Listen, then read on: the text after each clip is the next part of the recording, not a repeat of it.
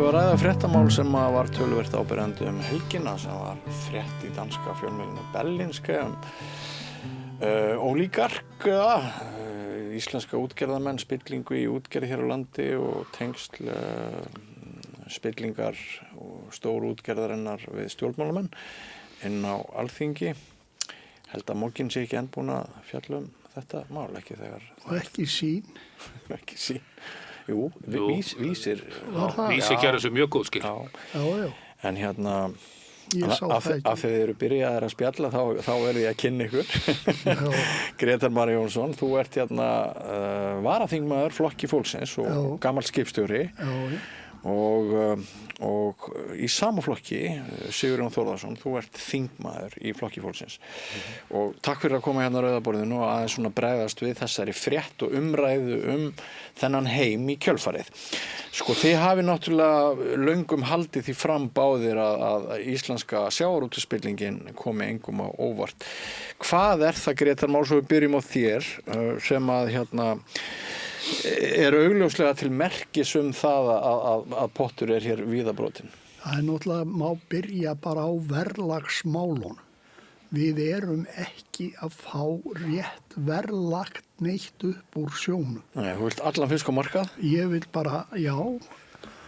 Ég vil allan fisk á fiskmarkað og ég vil að við séum að borga íslensk fyrirtæki sem að kaupa loðnu, síld, makríl, kolmuna, loðnu og allt séu bara að borga sambarileg verð við Færeyjar og Noreg. Já, af hverju Þeir að veiða úr sömu torfunum jafnvel.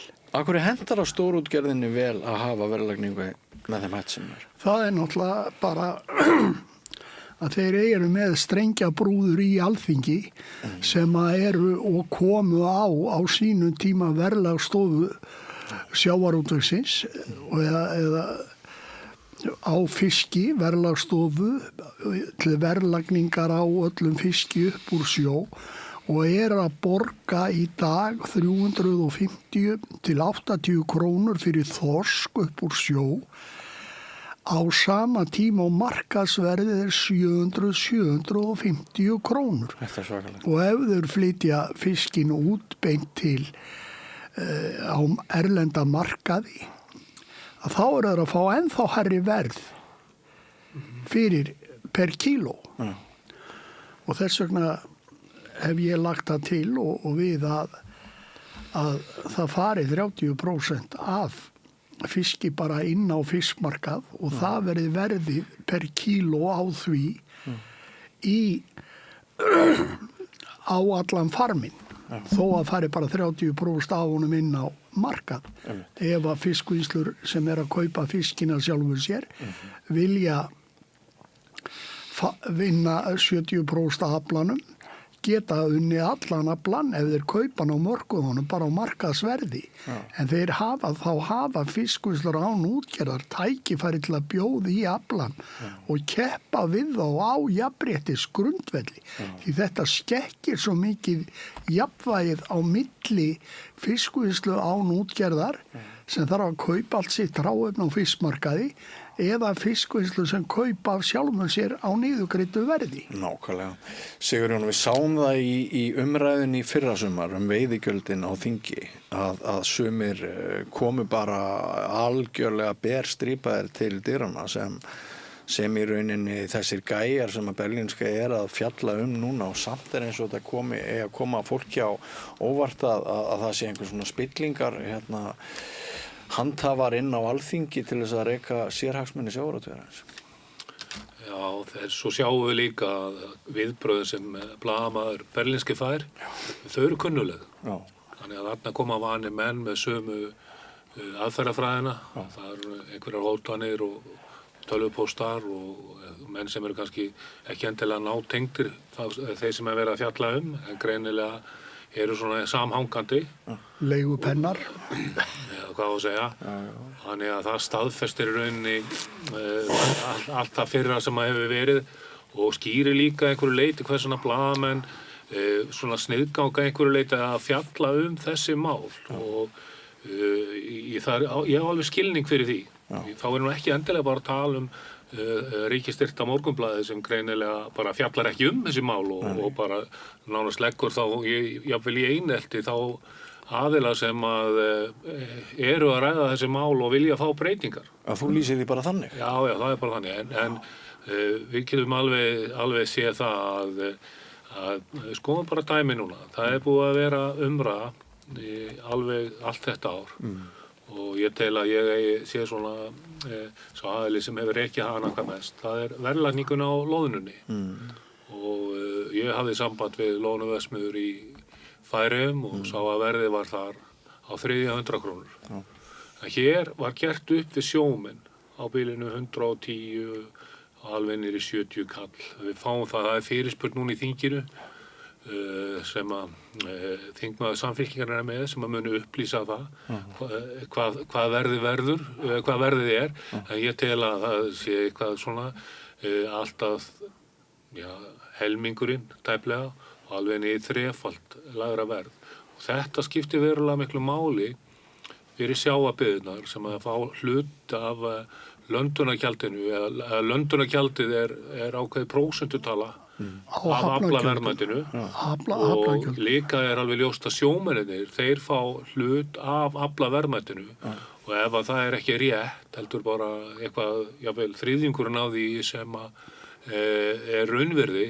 að þá alveg ljóst að hafnasjóður til dæmis og Vopnafirði hann að fá bara jafnvel innan við helminginn af því sem hann ætti að fá í raun og sanni og það sem í þessu það að sjávarútvegssveitarfélögin þau hafa ekki heldur veitt manni lið í umræðinni vegna þess að þau í þeirri stöðu þó séu kannski forsvarsmenn sveitarfélagana séu manni sammála þá eru þessi sveitarfélög í þeirri stöðu að ef hann eru með vesinn og vilja fara að ræða hlutina að þá sigla bara skipin framhjá. Þau eru kúuð eins og blaðamennir. Já. Ég ekki segja það alveg ljóst að það hefur gerst að það hefur verið siglt framhjá og það líka alveg ljóst að stóru félögin hafa verið að fá afslætti umfram aðra. Magnafslætti. Og jafnvel hjá sveitarfélögum sem að hafnasjóður ekkert allt á stöndur. Þannig að þess að staðan þannig og svo bitnar þetta á útsvarinu og alla leið.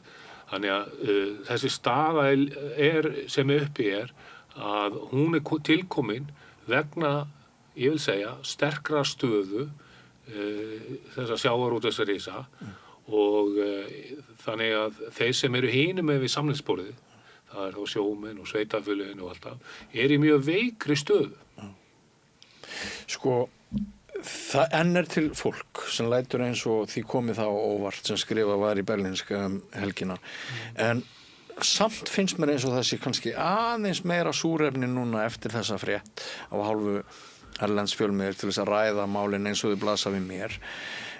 Sumir segja það að fjármálaráðherra í ríkisstjórn, Daði, hann hafi kannski ekki tjáð sig galopið þetta en sannarlega þá svona sé hann ekki að streitast gegn þessu. Hvað sýnist þér? Þú ert á þingi þessa dagana, Grétar Mar. Eru þið eitthvað að ræða þetta, þingmenn og alþingi í dag? Já, þetta nú svona í kaffispjöllinu og svoleiðis þá verið að fara yfir þetta. Heldur þetta breyti einhverju? Ég veit það ekki hver niðurstaðan verður en mér finnst að það sé fleiri aðilar að kveikja á því að þetta óeðlilegt munstur sem við búum við. Þannig að þöggunaröflunum mun þá ekki áfram vaksa ásmegin, heldur? Það held ég nefnilega að sé alveg öruggt að mun ekki gera. Það, ekki núna sinn hvað sem verður eftir næstu kosningar eða eitthvað þess áttar. En núna eru allavega fleiri raddir og fleira fólk að átta sig á því og meiri segja þeir sem eru að verja hagsmuni útgerðana, stórútgerðana eru vita alveg af þessu. Þeir vita þetta alveg og þeir vita söguna hvernig búið að rústa sveitafélögum hringinn í kringum landi, litlum sveitafélögum þegar fiskveiðiheimildir voru teknar í burt, svo koma þeir núna og að verja einhverja hagsmuni, lítilla byggðalaga, línuívilun og rækjubætur og skelfisbætur og svoleiðis sem að auðvitað mjög slæmt að þurfa að vera að hreyfa eitthvað við, en á móti að þá má segja að þeir eru búnir að búa þessi vandamál til að menn þurfi að reikna með byggðakvóta og sérstökum byggðakvóta í þessum brothættu byggðum og annað þess áttar.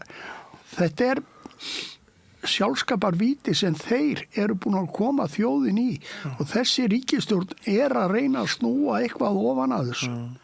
Ég tók eftir því, Sigurjón, leið og Flokkur fólksins kom í ríkisstjórn og fór að tala um smábátana, að þá hófst umræða upp í hádegismómum að þetta væru allt saman forríkir tannlæknar í Garðabænum sem ættu þessa báta og þetta svona til marks ég nefni þetta til marks orðræðu orðræðu yfir ráðin að sko í hvers skipti sem að einhver ætlar að reyna að breyta kerfinu þá hafa þeir svo öflugt gjallarhorn sem málfar. Já. Ert þú bjartsýnni á þær breytingar sem að þú telur að þurfa að verða á kerfinu í dag heldur en þegar þið hófuð setu í þessari ríkisstjórn í Flokki fólksins? Já, ég er búin að vera bjartsýnn lengi á að hlutinni farið til betri vegar og umræðan mun örugglega færast í aukana meðal annars vegna þrýstings frá nágrannalöndunum. Við vitum að það eru fyrirspurn í grænlenska þinginu út af eigu íslensks fyrirtækis á Grænlandi sem að gera út á grænlenskar heimildir og jafnvel að landa hér. Þannig að umræða í Færeyjum út af fyrirtæki sem að hefur verið tengt íslensku útgerðarfyrirtæki. Og þannig að þetta umræða sem að mun fara vaxandi og líka á eftir að gera upp Namibíumálið. Heldur að verði gert upp? Já, ég reikna með því. Það auðvitað bara prófsteinn á það hvort að á Íslandi sé réttaríki. Já, en á hverju hefur ekkert gerst hér á öllum þessum tíma? Ef ekki að trúa því að hlutirnir klárist. Jú, en við sögðum þetta fyrir 3-4 árum. Já, en ég ekki búin að gefa upp þá von í hvað það varðar. Og síðan auðvitað vaxandi, þetta blasir bara við. Að eins og með fiskverðið, ef það harðfisksali að kaupa á markaði, þá ísan, einhver undirmálsís á 600 og eitthvað kall. En ef að útgerðarmaðurinn sjálfur að selja sér fisk, stór og væna ísu, þá það á 352 krónur. Þetta blasir við öllum og ef menn ætla að vera í einhverju samfélagi þar sem að menn búa við eitthvað jafnræði og þá ætti það helst að vera auðlind sem sameiginleg auðlind þjóðarinnar og ég held að þetta sé bara mjög erfið varnarstað. Auðvitað sér maður að einhverjir þingmenn til dæmis Sjálfstæðisflokksins að reyna að gera grína þessu núna að taka þetta mál og Jens Garðar Helgason. Ég mista því en það var einhver að segja ólígarkar eða eitthvað svoleiðis sko. En þetta grafalvarlegt mál og sem að við verðum í rauninni sem samfélag að gera upp. Það líka komið út skýrsla sem ég tel muni auðvelda okkur að fara í breytingar og búa til skilning fyrir þeim og það þá skýrsla sem snýra því hver tengsl þessara fyrirtækja inn í annað atvinnulíf, hvað eru búin að sanga af sér af öðrum eignum og hvað þessi eignatengsli orðin þétt í íslensku viðskiptalífi. En ekki koma út neinn skýrsla kvótaþak Samherja?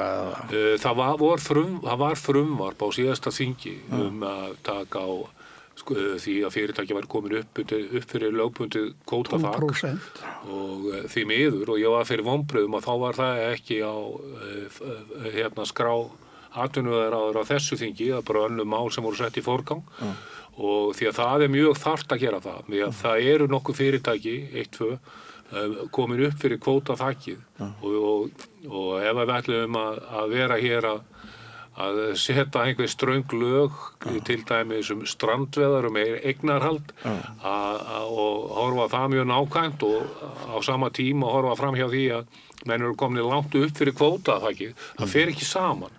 Og við sem erum að búa breytingar í samfélaginu, þessi ríkisstjórn og tala nú ekki flokkar sem að ætla að láta almannahagsmuni fram yfir sérhagsmuni að þá hljóta menn einmitt að taka á þessu atriði að þeir sem eru þeir stórir að þeir séu látni hlýða lögum og reglum eins og aðrir og að vera með eitthvað svona eins og maður segir tvöfalt verð á fiski sem auðlind, sameiginleg auðlind þjóðarinnar, það ólíðandi og ekki þetta að verja og það sem menn fara oft fram hjá þessu og reyna að segja að staðis að fara inn í kjarnan. Já, Grétar Mar, þessi tveir sem að danski blaðamaðurinn segir að hafi í rauninni hótað sér eru báðir svona, þessi Pálar tveir, þeir eru báðir mikið verið að sinna hagsmunum Samherja. Er eitthvað sem bendir til þess að Samherji sé óþægari ljár í þúfu í þessum hagsmunamálum heldur en önnur íslensk sjávarútvegsfyrirtæki? Það getur maður auðvitað ekkert fullyrt að þeir séu verri en aðrir en þeir allavega hafa verið með þessu svokölluðu skærulega deild á sínum snærum og verið með leigupenna, hvort sem að það gert á skipulagðan hátt eða ekki, sem hafa verið að koma þeim til aðstofar og bjargar og reyna að verja það sem þeir hafa verið að gera hvar sem í heiminum. Og það náttúrulega bara eiginlega kannski eitt af vandamálunum sem í gangi. Ég sé að Brim hallar sér svolítið vel að Viðreisn, ykkar samstarfsflokki. Er það önnur leið til þess að komast inn í forréttindin að makka með ríkisstjórnarflokki eins og Viðreisn?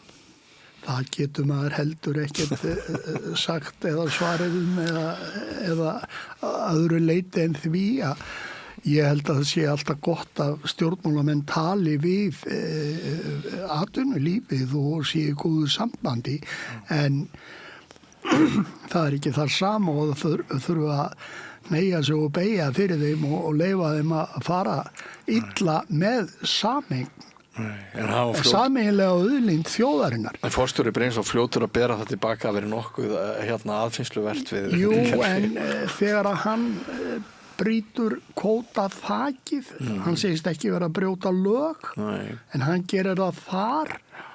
Hann hefur mist veiðileyfi á skip fyrir brottkast á Kleifaberginu fyrir norðan á sínum tíma, þá mist hann veiðileyfi og ýmislegt fleira og menn hafa dálítið og svo náttúrulega stórt mál sem þarf að taka á líka og það eru vigtunarmál á hráefni upp úr sjó. Það er að segja íspröfurnar sem eru kannski 10% meðaltali en það koma á hafnavogirnar ef þeir eru ekki með heimavigtunarleyfi þá eru þeir með úrtaksvigtunarleyfi fara með aflan á hafnarvog og svo taka þeir ísinn frá upp í fiskúsona sínum og senda á hafnavogirnar að ísinn hafi verið 20% eða 25% eða eitthvað. Þetta eru svona fylgir hlutir sem að útgerðin hefur komist upp með og eftirlitið svo lítið og ekkert með því hvernig þetta gert. En ef þetta væri allt selt inn á fiskmarkaði, þá þyrfti ekki þetta eftirlit. Þá voru það fiskmarkaðurinn sem bæði að gæta kaupenda og seljanda að það sé rétt vigtað. Við þekkjum það bara úr 200-300 ára sögu með Skúla fókita vigtaður rétt. Já. Við erum dálítið ennþá á því sviði. En myndi aðild að ESB auðvelda þær úrbætur sem þyrfti að verða með einhverjum hætti, eða sjáu þið ESB bara fyrir ykkur sem vonda leið? Sko, sem að ef maður hræddur við ESB, að það að við þurfum að gera ákveðnar breytingar og það alveg eins og þetta mál, það blasir við. Þetta erfitt að gera þetta kostar, við sáum bara hvað þetta kostaði síðasta sumar. Það var nánast bara umsátus ástand utan stjórnarflokkana og ráðherra og allt það. En það sem ég er smeykur við að fara núna í þetta það að krafturinn í stjórnmálunum mun fara þá í aðlaga okkur að því og ef við skoðum bara þessi ríki sem í ESB þá eru þau með alls konar vandamál sem eru mismikil og þau leysast ekki bara við að fara inn í Evrópusambandið og ég er ekki að segja að það sé allt slæmt við að fara en ég er bara hræddur við að staðinn fyrir að við séum að bara virkilega breyta því sem þarf að breyta á Íslandi að þá fari krafturinn í þá umræðu og svo eru þetta stjórn fiskveiðanna sjálfra þar sem að þeir eru í rauninni þessi grænu gildi innan gæsalappa og að fiskveiðar eru svona algjör jaðar atvinnuvegur og meiri svona verndarsjónarmið sem eru þar uppi að ég óttast að það verði erfiðar að breyta ýmsum þáttum þegar það komið þangað inn hvað var það sem algjörlega nauðsynlegt að auka hér veiðar. Þannig mótast mín afstæð en að það sé kannski, ég held að sé ekki endilega fyrirstað í að laga þá hluti inn í Evrópusambandinu, ekki frekar en að Ítalir geti lagað sína hluti þar inni sem snúa ólöglegri starfsemi. Já. En Grétar Mar, þegar þú kemur svona inn og út á þingið eða þú kemur stundum inn og stundum ert úti finnur fyrir því að það sé einhver samhljómur í sjávarútvegsmálum hjá þessum 3 flokkum sem mynda ríkisstjórnina og sérðu breytingar frá innkomu þínum frá tíma til tíma eða hvernig metur það? Ég get nú kannski ekki talað það en þegar maður kom inn í fyrra sumar þegar umræðan var veiðigjöldin þá voru þessi stjórnarflokkar sammála það að það væri tímabært og stóðu saman það sem einn flokkur. Stóru skrefin bíða svolítið núna. Já, við þurfum að gera svo margt í breytingum og það það sem maður vonar við reyndar, má segja það að við stigum hænufett í rétta átt með því að taka grásleppuna út úr kvóta. Það var nú ekki vandræðalaust? Nei, það kostaði hellingsátökk og auðvitað þyrftu við meðal annars að hjálpa þessum 2 stóru útgerðarfyrirtækjum sem eru komin yfir 12% að losa þær við svo þeir færu niður í og ég myndi vilja bæta því bara við strandveiðarnar þessu sem væri sem að þeir eru fram yfir yfir 12% og fá það í þorski helst þannig að strandveiðarnar gætu nýttar umhverfisvænustu veiðar sem að við höfum upp og bjóða á Íslandsmiðum veiða með krók á handfæri eða línu eru umhverfisvænustu veiðar sem til eru að hægt að stunda á Íslandi og bara sátt meðal almennings yfir höfuðum þessar veiðar. Ég meina við náttúrulega áttum okkur á því að það tekur ákveðin tíma fyrir þá sem að vinna með okkur í þessu að fara yfir okkar rök og allt það en ég held að blasi við öllum að þessi þegar menn eru komnir yfir þessar lögbundnu heimildir að þá þarf að taka því í daginn og það er erfitt að verja það liggur fyrir en síðan þetta gríðarlegt tækifæri í þessu. Við erum með ákveðna nokkra tegundir sem eru bara ekkert veiddar og þannig að við höfum og líka það að hvaða tegundir? Til dæmis ufsan sem er ekki veiddur út af skarfin og þá auðvitað ekki að vera að hamla þá öðrum aðilum en þá sem hafa bara yfir veiðheimildunum að ráða og miklu frekar að opna fyrir veiðar á þeim tegundum staðins að einhverjir sem hafa þessar heimildir hjá sér geti notað þær í eitthvað bara eða eitthvað álíka, því að það svo margt í þessu kerfi sem þarf að laga og við mikið tækifæri, líka til ég vera bara alveg augljóst að auka við veiðarnar. Já. En það kannski önnur saga, þetta tekur allt ákveðin tíma okkur en við Þú ert í liði með Jóni fiskifræðingi þar.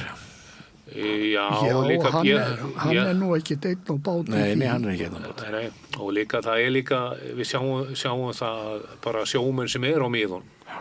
Að aflabröðin eru slík að það bendir flest til þess að það megi bæta við veiðar. Já, einmitt. Heyrðu Hermann, það þú heldur áfram að nýta þinn stól hér við þetta borð. Þú ert búin að vera með þátt sem heitir Sjávarútvegsspjallið. Já.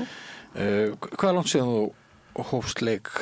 Það eru 80 þættir. Sem eru komnir?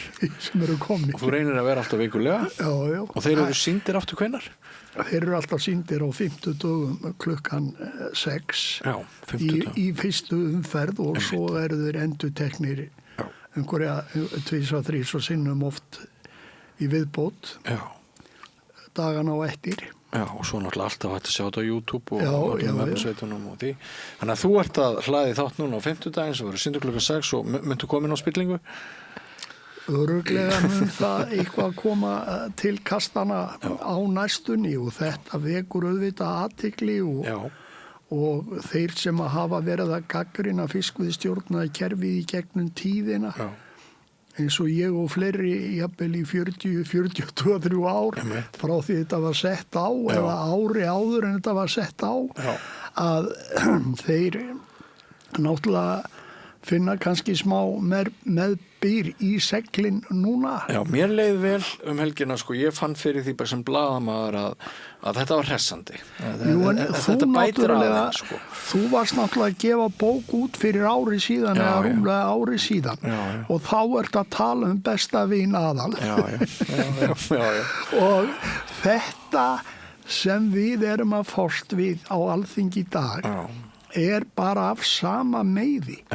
Þetta er klíka sem hefur ótakmarkaða peningum, fékk gjafakóta gefins í upphafi sem þeir gátu byrjað að veðsetja og slá út á 1991 og þeir sem hafa haldið vel á spilunum í gegnum tíðina hafa ávaxtað þetta mjög vel í skjóli þessara gjafa veiði heimilda sem þeir fengu í upphafi. Og sumir gert það bara mjög vel.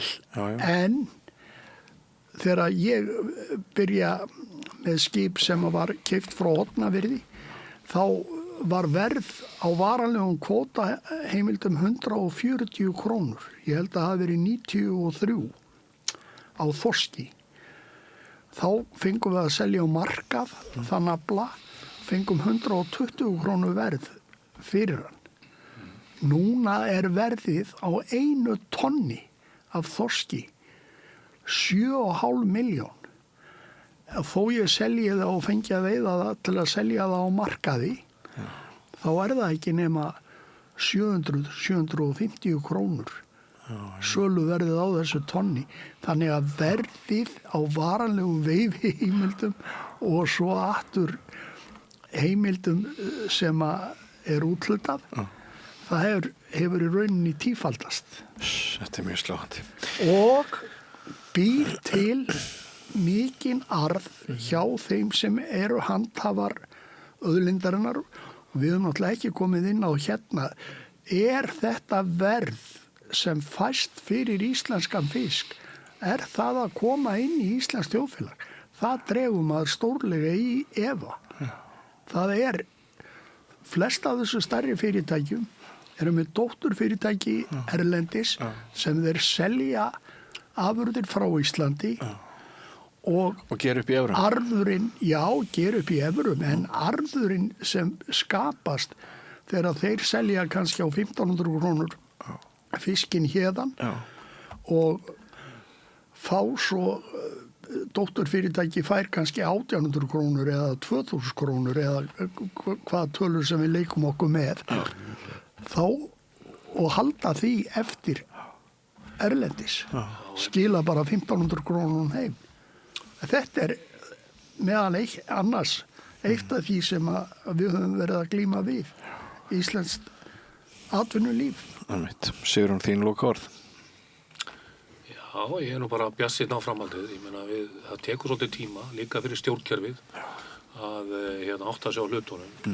Við erum að fara yfir svona, hvað þú að segja, að til dæmis vera að ræða hluti þennan 5,3% bot, þá verðist hann vera alveg niður skrúaður, en svo eru kannski aðri hlutir sem eru í þá þessum 94,7% poti, þá hægt að færa aflaheimildir fram og aftur og jafnvel að vigta sjálfur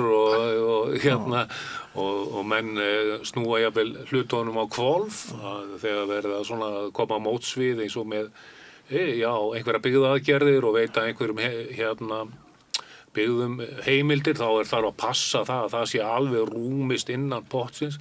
Ég verið svolítið svona hrifinn af því að staðins að við séum í þessu að deila úr þessu mengi að þessar byggðir sem að standa illa að þær fá að njóta nálægra fiskimiða, til dæmis að nota þá vistvæna veiðarfæri.